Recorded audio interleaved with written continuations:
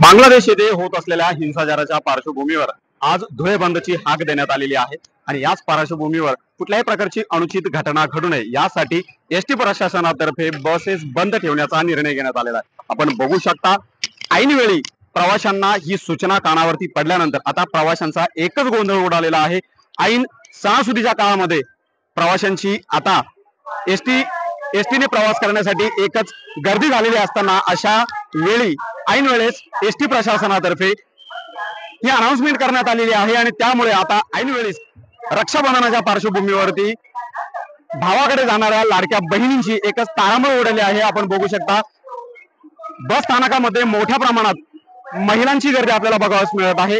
प्रवास करताना आता त्यांना अचानकपणे जेव्हा एसटी बंदच्या सूचना मिळाल्या त्यानंतर आता त्यांची चांगलीच धानर देखील उडाली आहे। आता या प्रवाशांना आता गावी पोहोचण्यासाठी मोठी कसरत देखील करावी लागणार असल्याचे बघावयास मिळत आहे। धुळ्यावरून भूषण आहे, साम टीव्ही न्यूज। देश विदेशातील प्रत्येक घडामोडींचे लाईव्ह अपडेट मिळवण्यासाठी आता साम टीव्हीच्या सर्व सोशल मीडिया प्लॅटफॉर्मला लाईक, फॉलो आणि सबस्क्राईब करा।